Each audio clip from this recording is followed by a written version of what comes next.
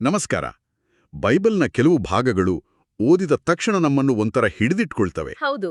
ಯೋಹಾನನು ಬರೆದ ಶುಭ ಸಂದೇಶದ ಮೊದಲ 18 ವಚನಗಳು ಅದು ಖಂಡಿತ ಅಂಥ ಒಂದು ಭಾಗ. ನಿಜ.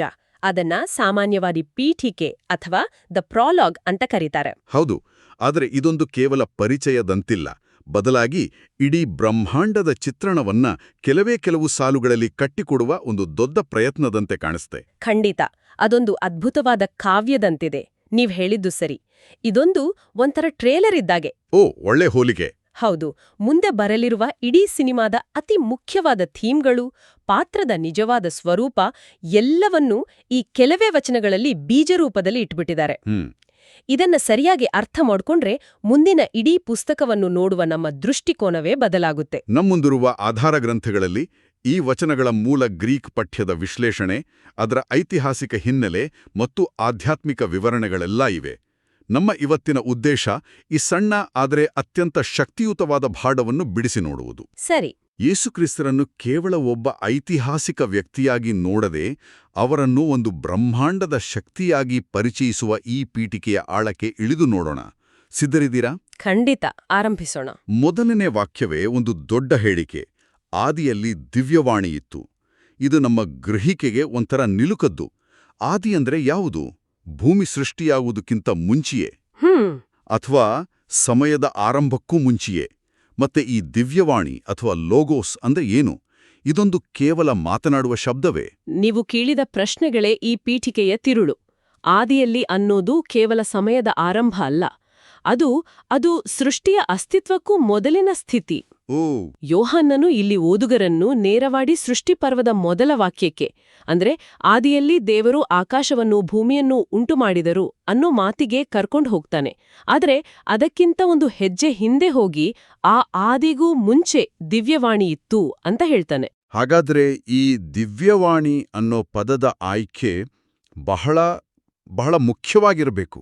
ಯಾಕೆಂದ್ರೆ ಯೋಹಾನನು ಇದನ್ನು ಯಹೂದಿಗಳಿಗೆ ಮತ್ತು ಯಹೂದಿಗಳ ಅಲ್ಲದ ಗ್ರೀಕರಿಗೆ ಇಬ್ಬರಿಗೂ ಬರಿತಿದ್ದ. ಇಬ್ಬರಿಗೂ ಅರ್ಥವಾಗೋ ಪದ ಬೇಕಿತ್ತು ಅಲ್ವಾ? ನಿಖರವಾಗಿ ಇದೇ ಇಲ್ಲಿನ ಜಾಣ್ಮೆ. ಲೋಗೋಸ್ ಅನ್ನೋ ಗ್ರೀಕ್ ಪದಕ್ಕೆ ಆ ಕಾಲದಲ್ಲಿ ಬಹಳ ದೊಡ್ಡ ಇತಿಹಾಸವಿತ್ತು.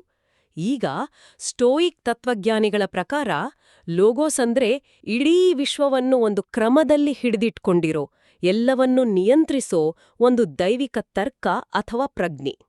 ಹೋ, ಅಂದ್ರೆ ಬ್ರಹ್ಮಾಂಡದ ಹಿಂದಿರೋ ಕಾಣದ ಶಕ್ತಿ. ಹೌದು, ಅದೇ. ಹಾಗಾಗಿ ಗ್ರೀಕ್ ಓದುಗನಿಗೆ ಲೋಗೋಸ್ ಅಂದ ತಕ್ಷಣ ಓ, ಇಡೀ ವಿಶ್ವದ ಮೂಲ ತತ್ವದ ಬಗ್ಗೆ ಮಾತಾಡ್ತಿದ್ದಾರೆ ಅಂತ ಅನಿಸ್ತಿತ್ತು. ಸರಿ, ಅದು ಗ್ರೀಕರ ಕಥೆ ಆಯ್ತು. ಯಹೂದಿ ಓದುಗರಿಗೆ ಇದು ಹೇಗೆ ಅರ್ಥವಾಗುತ್ತಿತ್ತು? ಅವರಿಗೇನು ಸ್ಟೋಯಿಕ್ ತತ್ವಶಾಸ್ತ್ರ ಗೊತ್ತಿರ್ಲಿಲ್ಲವಲ್ಲ? ಅವರಿಗೆ ಬೇರೆದೇ ಆದ ಒಂದು ಹಿನ್ನೆಲೆ ಇತ್ತು. ಹಳೇ ಒಡಂಬಡಿಕೆಯಲ್ಲಿ ದೇವರ ಮಾತು ಸೃಷ್ಟಿಯನ್ನೇ ಉಂಟು ಮಾಡುತ್ತೆ. ಬೆಳಕಾಗಲಿ ಅಂತ ದೇವ ಹೇಳಿದಾಗ ಬೆಳಕುಂಟಾಯಿತು. ಹೌದು ಹೌದು. ಅಂದ್ರೆ ದೇವರ ಮಾತಿಗೆ ಸೃಷ್ಟಿಸುವ ಶಕ್ತಿಯಿದೆ. ಇದನ್ನು ಯಹೂದಿಗಳು ಮೆಮ್ರಾ ಅಂತ ಕರೀತಿದ್ರು. ದೇವರ ಕ್ರಿಯಾತ್ಮಕ ಶಕ್ತಿಯುತ ಮಾತು. ಹಾಗಾಗಿ ಯೋಹಾನನು ದಿವ್ಯವಾಣಿ ಅಥವಾ ಲೋಗೋಸ್ ಅಂದಾಗ ಯಹೂದಿ ಓದುಗನು ಓ, ಸೃಷ್ಟಿಕರ್ತನಾದ ದೇವರ ಮಾತಿನ ಬಗ್ಗೆ ಹೇಳ್ತಿದ್ದಾರೆ ಅಂತ ಅರ್ಥ ಮಾಡ್ಕೊಳ್ತಿದ್ದ. ಒಂದೇ ಪದ ಎರಡು ವಿಭಿನ್ನ ಸಂಸ್ಕೃತಿಗಳಿಗೆ ಅವರದ್ದೇ ರೀತಿಯಲ್ಲಿ ಅರ್ಥವಾಗ್ತಿತ್ತು. ಅದ್ಭುತ. ಒಂದೇ ಕಲ್ಲಿನಲ್ಲಿ ಎರಡು ಹಕ್ಕಿ. ಆದರೆ ಮುಂದಿನ ಸಾಲುಗಳು ಈ ತತ್ವಶಾಸ್ತ್ರವನ್ನು ಇನ್ನಷ್ಟು ಸಂಕೀರ್ಣಗೊಳಿಸುತ್ತವೆ. ಆ ದಿವ್ಯವಾಣಿ ದೇವರೊಂದಿಗಿದ್ದರು. ಆ ದಿವ್ಯವಾಣಿ ದೇವರಾಗಿದ್ರು. ಇದು ಹೇಗೆ ಸಾಧ್ಯ? ಇದು ತಾರ್ಕಿಕವಾಗಿ ವಿರೋಧಾಭಾಸದಂತೆ ಕೇಳಿಸ್ತಿದೆಯಲ್ಲ. ಒಬ್ಬ ವ್ಯಕ್ತಿ ಇನ್ನೊಬ್ಬರ ಜೊತೆ ಇದ್ರೆ ಆ ವ್ಯಕ್ತಿಯೇ ಆ ಇನ್ನೊಬ್ಬ ವ್ಯಕ್ತಿಯಾಗಲು ಸಾಧ್ಯವಿಲ್ಲವಲ್ಲ. ಇದು ಕ್ರೈಸ್ತ ದೈವಶಾಸ್ತ್ರದ ಅತೀ ದೊಡ್ಡ ಮತ್ತು ನಿಗೂಢ ಪರಿಕಲ್ಪನೆಯಾದ ತ್ರಿತ್ವದ ಬಾಗಿಲನ್ನ ತೆರೆಯುತ್ತೆ. ಮೊದಲ ನೋಟಕ್ಕೆ ಇದು ವಿರೋಧಾಭಾಸವೇ. ದೇವರೊಂದಿಗೆ ಇದ್ರು ಅನ್ನೋ ವಾಕ್ಯ ಇದೆಯಲ್ಲ, ಅದು ದಿವ್ಯವಾಣಿ ಮತ್ತು ತಂದೆಯಾದ ದೇವರ ನಡುವೆ ಒಂದು ಸಂಬಂಧ ಇದೆ, ಅವರಿಬ್ಬರು ಬೇರೆ ಬೇರೆ ವ್ಯಕ್ತಿತ್ವಗಳು ಅನ್ನೋದನ್ನ ಸೂಚಿಸುತ್ತೆ. ಸರಿ, ಒಂಥರ ಅಪ್ಪ ಮಗನ ಸಂಬಂಧದ ಹಾಗೆ. ಹೌದು, ಇಬ್ರು ಬೇರೆ ಬೇರೆ ವ್ಯಕ್ತಿಗಳು. ಹಾಗಾದ್ರೆ ದಿವ್ಯವಾಣಿ ದೇವರಾಗಿದ್ದರು ಅನ್ನೋ ಮಾತಿನ ಅರ್ಥವೇನು? ಅದರ ಅರ್ಥ ವ್ಯಕ್ತಿತ್ವದಲ್ಲಿ ಭಿನ್ನವಾಗಿದ್ರೂ ಸ್ವಭಾವದಲ್ಲಿ, ಸಾರದಲ್ಲಿ ಮತ್ತು ದೈವತ್ವದಲ್ಲಿ ಇಬ್ಬರು ಸಂಪೂರ್ಣವಾಗಿ ಒಂದೇ, ಅವರ ಮೂಲಭೂತ ಅಸ್ತಿತ್ವ ಒಂದೇ. ಒಂದು ಉದಾಹರಣೆ ಕೊಡ್ಬೋದಾ? ಖಂಡಿತ. ಸೂರ್ಯ ಮತ್ತು ಸೂರ್ಯನ ಕಿರಣವನ್ನ ತೆಗೆದುಕೊಳ್ಳಿ. ಕಿರಣ ಸೂರ್ಯನಿಂದ ಬರುತ್ತೆ. ಅದು ಸೂರ್ಯನ ಜೊತೆಯಿದೆ ಅಂತ ಹೇಳಬಹುದು. ಆದ್ರೆ ಕಿರಣದ ಸ್ವಭಾವ ಏನು? ಅದು ಕೂಡ ಬೆಳಕು ಮತ್ತು ಉಷ್ಣ, ಸೂರ್ಯನದೇ ಸ್ವಭಾವ. ನಿಖರವಾಗಿ. ಹಾಗೆಯೇ ದಿವ್ಯವಾಣಿ ತಂದೆಯಾದ ದೇವರಿಂದ ವ್ಯಕ್ತಿತ್ವದಲ್ಲಿ ಭಿನ್ನವಾದರೂ ಸ್ವಭಾವದಲ್ಲಿ ದೇವರೇ ಆಗಿದ್ದಾರೆ. ಅಂದರೆ ಸಂಬಂಧದಲ್ಲಿ ಭಿನ್ನತೆ, ಆದರೆ ಸಾರದಲ್ಲಿ ಏಕತೆ. ವಾವ್! ಆ ಸೂರ್ಯನ ಹೋಲಿಕೆ ವಿಷಯವನ್ನ ಸ್ಪಷ್ಟಪಡಿಸ್ತೆ. ಈ ದಿವ್ಯವಾಣಿ ಕೇವಲ ಇತ್ತು ಅಂತಲ್ಲ, ಅದರದ್ದೊಂದು ಪಾತ್ರವೂ ಇತ್ತು ಅಂತ ಪಠ್ಯ ಹೇಳುತ್ತೆ. ದಿವ್ಯವಾಣಿಯ ಮುಖಾಂತರವೇ ಸಮಸ್ತವೂ ಉಂಟಾಯಿತು. ಉಂಟಾದವುಗಳಲ್ಲಿ ಯಾವುದೂ ಆ ದಿವ್ಯವಾಣಿಯಿಂದಲ್ಲದೆ ಆದುದಲ್ಲ. ಹೌದು, ಇದು ಬಹಳ ದೊಡ್ಡ ಹೇಳಿಕೆ. ಖಂಡಿತ. ಇಲ್ಲಿ ಯೋವಾನ್ನನು ಯೇಸುವನ್ನು ಕೇವಲ 2000 ವರ್ಷಗಳ ಹಿಂದೆ ಭೂಮಿಯ ಮೇಲೆ ನಡೆದ ಒಬ್ಬ ಬೋಧಕನಾಗಿ ನೋಡ್ತಿಲ್ಲ. ಬದಲಾಗಿ ಇಡೀ ಬ್ರಹ್ಮಾಂಡದ ಸೃಷ್ಟಿಗೆ ಅವರೇ ಕಾರಣಕರ್ತ, ಅವರೇ ಮಾಧ್ಯಮ ಅಂತ ಹೇಳ್ತಿದ್ದಾನೆ.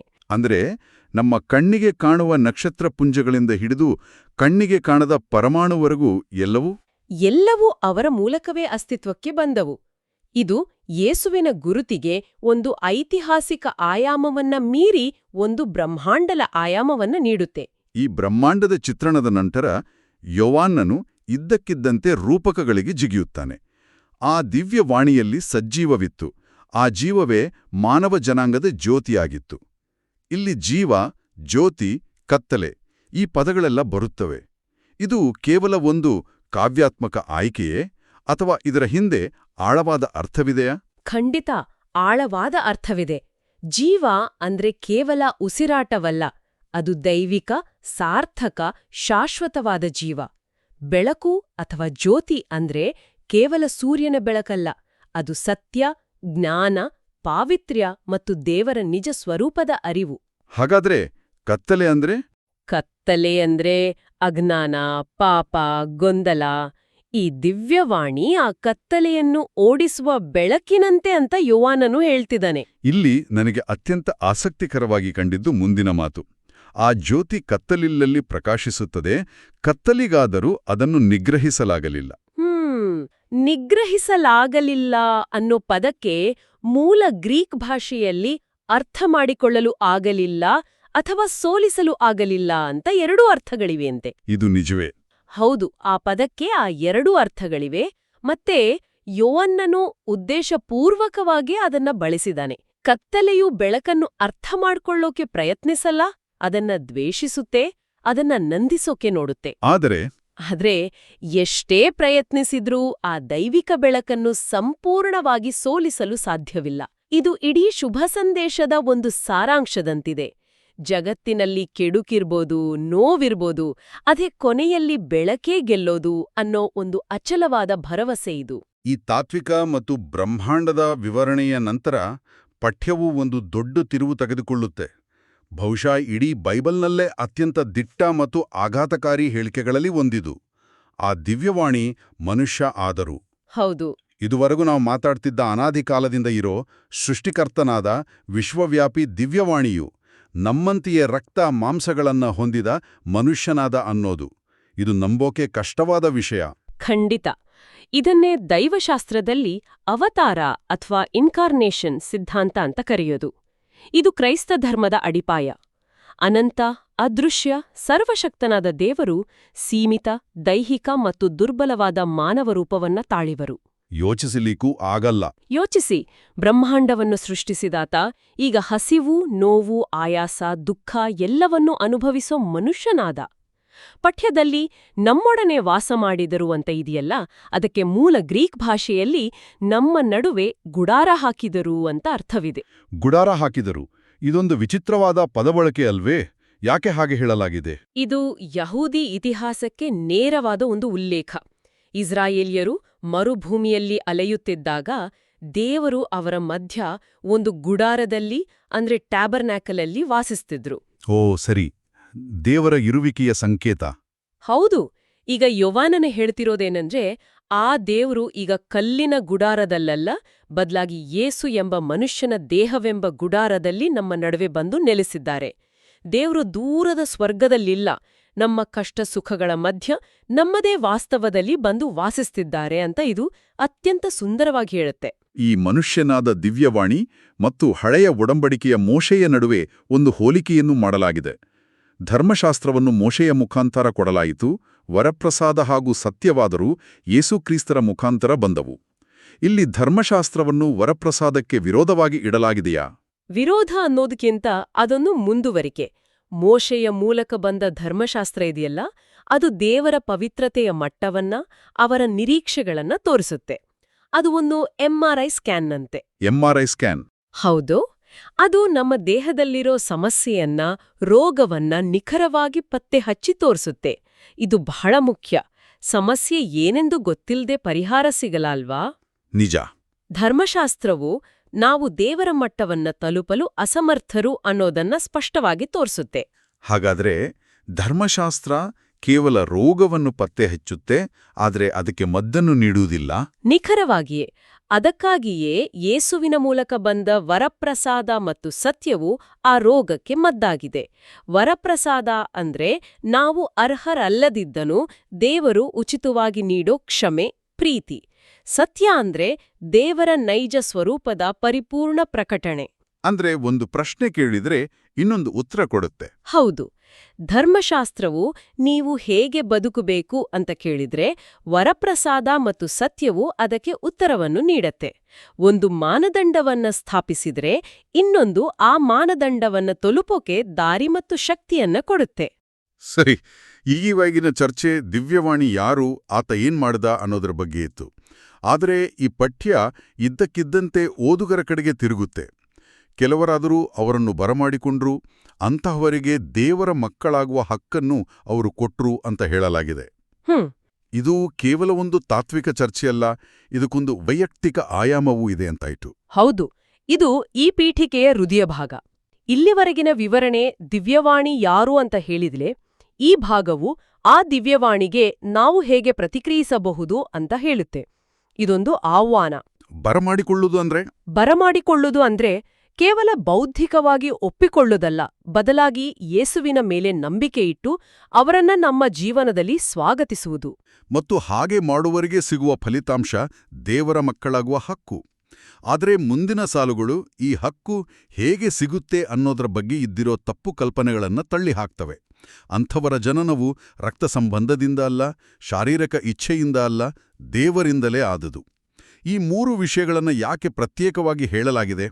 ಯಾಕೆಂದ್ರೆ ಆ ಕಾಲದ ಸಮಾಜದಲ್ಲಿ ಒಬ್ಬ ವ್ಯಕ್ತಿಯ ಗುರುತು ಈ ಮೂರೂ ವಿಷಯಗಳ ಮೇಲೆಯೇ ನಿಂತಿತ್ತು. ರಕ್ತ ಸಂಬಂಧದಿಂದ ಅಲ್ಲ, ಅಂದ್ರೆ ನೀವು ಒಂದು ನಿರ್ದಿಷ್ಟ ಜನಾಂಗದಲ್ಲಿ, ಅಂದ್ರೆ ಅಬ್ರಹಾಮನ ವಂಶದಲ್ಲಿ ಹುಟ್ಟಿದ ಮಾತ್ರಕ್ಕೆ ನೀವು ದೇವರ ಮಗುವಾಗಂಗ. ಓ ಸರಿ. ಶಾರೀರಿಕ ಇಚ್ಛೆಯಿಂದ ಅಲ್ಲ, ಅಂದ್ರೆ ನಿಮ್ಮ ಸ್ವಂತ ಶಕ್ತಿ, ಪ್ರಯತ್ನ ಅಥವಾ ಒಳ್ಳೆಯ ಕಾರ್ಯಗಳಿಂದ ನೀವು ಈ ಸ್ಥಾನವನ್ನ ಗಳಿಸೋಕೆ ಸಾಧ್ಯವಿಲ್ಲ. ಮತ್ತೆ ಮಾನವ ಸಹಜ ಬಯಕೆಯಿಂದಲೂ ಅಲ್ಲ, ಅಂದ್ರೆ ನಿಮ್ಮ ತಂದೆ ತಾಯಿ ಅಥವಾ ಬೇರೆ ಯಾರೂ ನಿಮಗಾಗಿ ಈ ನಿರ್ಧಾರವನ್ನ ತೆಗೆದುಕೊಳ್ಳೋಕೆ ಆಗಲ್ಲ. ಅಂದ್ರೆ ಇದು ಸಂಪೂರ್ಣವಾಗಿ ಮಾನವ ಅರ್ಹತೆಯನ್ನ ಬದಿಗಿಟ್ಟು ದೇವರೇ ಆರಂಭಿಸುವ ಒಂದು ಕ್ರಿಯೆ ಅಂತಾಯ್ತು? ಹೌದು. ಇದು ಸಂಪೂರ್ಣವಾಗಿ ದೈವಿಕ ಉಪಕ್ರಮ. ನಾವು ದೇವರನ್ನ ಆರಿಸಿಕೊಳ್ಳೋದಕ್ಕಿಂತ ಹೆಚ್ಚಾಗಿ ದೇವರು ನಮ್ಮನ್ನ ಆರಿಸಿಕೊಳ್ತಾರೆ. ಆ ದಿವ್ಯವಾಣಿಯನ್ನ ನಂಬಿ ಬರಮಾಡಿಕೊಂಡಾಗ ಮಾತ್ರ ಈ ಹೊಸ ಜನನ, ಈ ಹೊಸ ಗುರುತು ಸಿಗತ್ತೆ. ಇದು ದೇವರಿಂದಲೇ ಆದುದು. ಈ ಪೀಠಿಕೆಯು ಒಂದು ಅಂತಿಮ ಮಹತ್ವದ ಹೇಳಿಕೆಯೊಂದಿಗೆ ಮುಕ್ತಾಯವಾಗುತ್ತೆ. ಯಾರೂ ಎಂದೂ ದೇವರನ್ನು ಕಂಡಿಲ್ಲ. ಪಿತನ ವಕ್ಷಸ್ಥಳದಲ್ಲಿರುವ ಸ್ವತಃ ದೇವರಾಗಿರುವ ಏಕೈಕ ಪುತ್ರನೇ ಅವರನ್ನು ತಿಳಿಯಪಡಿಸಿದ್ದಾರೆ. ಇದರ ಅರ್ಥ ದೇವರನ್ನು ಅರಿಯಲು ಬೇರೆ ದಾರಿಗಳೇ ಇಲ್ವಾ? ಈ ಮನುಷ್ಯನಾದ ದಿವ್ಯವಾಣಿಯೇ ಏಕೈಕ ಮಾರ್ಗವೇ? ಯೋವಾನನ ವಾದದ ಪ್ರಕಾರ ಹೌದು. ಅವನ ವಾದ ಏನಂದ್ರೆ, ದೇವರು ಮೂಲಭೂತವಾಗಿ ಅದೃಶ್ಯ, ಅಗೋಚರ ಮತ್ತು ನಮ್ಮ ಸೀಮಿತ ಮಾನವ ಬುದ್ಧಿಗೆ ಸಂಪೂರ್ಣವಾಗಿ ನಿಲುಕದವನು. ನಾವು ನಮ್ಮ ಕಲ್ಪನೆಗಳಿಂದ, ತತ್ವಶಾಸ್ತ್ರಗಳಿಂದ ದೇವರನ್ನ ಅರ್ಥ ಮಾಡ್ಕೊಳ್ಳೋಕೆ ಪ್ರಯತ್ನಿಸಬಹುದು. ಆದ್ರೆ ಅದೆಲ್ಲವೂ ಒಂದು ಕುರುಡ ಕತ್ತಲೆಯಲ್ಲಿ ಆನೆಯನ್ನು ಮುಟ್ಟಿ ವರ್ಣಿಸಿದಂತೆ ಅಪೂರ್ಣ ಮತ್ತು ತಪ್ಪಾಗಿರೋ ಸಾಧ್ಯತೆ ಹೆಚ್ಚು. ಹಾಗಾದ್ರೆ ದೇವರ ನಿಖರವಾದ ಚಿತ್ರಣ ಬೇಕಿದ್ರೆ ಏನು ಮಾಡಬೇಕು? ಯೋವಾನನ ಪ್ರಕಾರ ಆ ಅದೃಶ್ಯನಾದ ದೇವರನ್ನು ಸಂಪೂರ್ಣವಾಗಿ ಮತ್ತು ನಿಖರವಾಗಿ ತಿಳಿಯಬೇಕಾದ್ರೆ ಮನುಷ್ಯನಾಗಿ ನಮ್ಮ ನಡುವೆ ಗುಡಾರ ಹಾಕಿದ ಯೇಸುವಿನ ಜೀವನ, ಮಾತು, ಕಾರ್ಯಗಳು ಮತ್ತು ಅವರ ವ್ಯಕ್ತಿತ್ವವನ್ನು ನೋಡ್ಬೇಕು. ಪಿತನ ವಕ್ಷಸ್ಥಳದಲ್ಲಿರುವ ಅನ್ನೋ ಮಾತು ಇದೆಯಲ್ಲ, ಅದು ಯೇಸು ಮತ್ತು ತಂದೆಯಾದ ದೇವರ ನಡುವೆ ಇರೋ ಆಳವಾದ ಅನ್ಯೋನ್ಯವಾದ ಸಂಬಂಧವನ್ನ ಸೂಚಿಸುತ್ತೆ. ದೇವರ ಹೃದಯದಲ್ಲಿ ಏನಿದೆ ಅನ್ನೋದನ್ನ ಯೇಸು ಪರಿಪೂರ್ಣವಾಗಿ ಬಲ್ಲರು ಮತ್ತು ಅದನ್ನೇ ಅವರು ಜಗತ್ತಿಗೆ ತಿಳಿಯಪಡಿಸಿದ್ದಾರೆ. ಹಾಗಾಗಿ ಯೇಸುವನ್ನು ನೋಡುವುದು ತಂದೆಯಾದ ದೇವರನ್ನು ನೋಡುವುದಕ್ಕೆ ಸಮಾನ ಅಂತ ಈ ಪಠ್ಯವು ವಾದಿಸುತ್ತೆ. ಅದ್ಭುತ. ಇವತ್ತು ನಾವು ಒಂದು ಸಣ್ಣ ಪೀಠಿಕೆಯಿಂದ ಆರಂಭಿಸಿ ದಿವ್ಯವಾಣಿ ಎಂಬ ತಾತ್ವಿಕ ಪರಿಕಲ್ಪನೆ ಹೇಗೆ ಬ್ರಹ್ಮಾಂಡದ ಸೃಷ್ಟಿಕರ್ತನಾಯಿತು, ಆಮೇಲೆ ಅದು ಜಗತ್ತಿನ ಕತ್ತಲನ್ನು ಓಡಿಸುವ ಬೆಳಕಾಯಿತು, ಮತ್ತು ಕೊನೆಗೆ ದೇವರನ್ನು ಪರಿಚಯಿಸಲು ಮನುಷ್ಯನಾಗಿ ನಮ್ಮ ನಡುವೆ ಬಂದು ನೆಲೆಸಿತು. ಹೌದು, ಇದನ್ನು ಹಂತ ಹಂತವಾಗಿ ನೋಡಿದೆವು. ಹೌದು. ಮತ್ತು ಈ ಪೀಠಿಕೆಯು ಕೇವಲ ಒಂದು ಪೀಠಿಕೆಯಾಗಿ ಉಳಿಯಲ್ಲ. ಇದು ಯೋವಾನನ ಶುಭ ಸಂದೇಶದ ಉಳಿದ 20 ಅಧ್ಯಾಯಗಳನ್ನು ಓದೋಕೆ ಬೇಕಾದ ಕನ್ನಡಕದಂತೆ. ಕನ್ನಡಕ, ಒಳ್ಳೆ ಪದ. ಈ ಕನ್ನಡಕವನ್ನ ಹಾಕ್ಕೊಂಡು ಮುಂದೆ ಓದಿದಾಗ ಪ್ರತಿಯೊಂದು ಘಟನೆಗೂ ಒಂದು ಹೊಸ ಆಳವಾದ ಅರ್ಥ ಸಿಗುತ್ತೆ. ಉದಾಹರಣೆಗೆ, ಮುಂದೆ ಯೇಸು ನೀರನ್ನ ದ್ರಾಕ್ಷಾರಸವನ್ನಾಗಿ ಮಾಡ್ತಾರೆ. ಅದು ಕೇವಲ ಒಂದು ಪವಾಡವಲ್ಲ. ಈ ಕನ್ನಡಕದಿಂದ ನೋಡಿದ್ರೆ ಸಮಸ್ತವನ್ನು ಉಂಟು ಮಾಡಿದ ದಿವ್ಯವಾಣಿಯೇ ಈಗ ಸೃಷ್ಟಿಯ ಮೂಲಾಂಶಗಳ ಮೇಲೆ ತನ್ನ ಅಧಿಕಾರವನ್ನು ತೋರಿಸ್ತಿದೆ ಅನ್ನೋ ಅರ್ಥ ಹೊಳೆಯುತ್ತೆ. ಅಂತಿಮವಾಗಿ ನಮ್ಮ ಕೇಳುಗರಿಗೆ ಒಂದು ಆಲೋಚನೆಯನ್ನು ಬಿಟ್ಟು ಹೋಗೋಣ. ಈ ಪಠ್ಯದಲ್ಲಿ ಒಂದು ವಿಷಾದದ ಮಾತು ಬರುತ್ತೆ.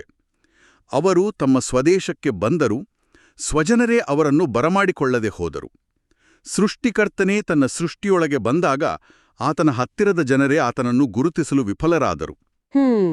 ಹಾಗಾದರೆ ದೈವತ್ವವು ನಾವು ನಿರೀಕ್ಷಿಸದ ಸಾಮಾನ್ಯ ಮಾನವ ರೂಪದಲ್ಲಿ ಬಂದಾಗ ಅದನ್ನು ಗುರುತಿಸುವುದು ಮತ್ತು ಸ್ವೀಕರಿಸುವುದು ನಮಗೆಷ್ಟು ಕಷ್ಟವಾಗಬಹುದು? ಇಂದಿನ ನಮ್ಮ ಜಗತ್ತಿನಲ್ಲಿ ಈ ದಿವ್ಯವಾಣಿಯನ್ನು ಬರಮಾಡಿಕೊಳ್ಳುವುದು ಎಂದರೆ ಏನರ್ಥ? ಈ ಪ್ರಶ್ನೆಯೊಂದಿಗೆ ಇಂದಿನ ಚರ್ಚೆಯನ್ನು ಮುಗಿಸೋಣ. ಪ್ರಿಯರೇ, ಈ ಚಾನೆಲ್ ಅನ್ನು ಸಬ್ಸ್ಕ್ರೈಬ್ ಮಾಡಿ ಪ್ರತಿದಿನ ದೇವರ ವಾಕ್ಯವನ್ನು ಆಲಿಸುತ್ತಾ ಅದನ್ನು ಇತರರೊಂದಿಗೆ ಹಂಚಿಕೊಳ್ಳಲು ನಮಗೆ ನೆರವಾಗಿರಿ. ಧನ್ಯವಾದಗಳು.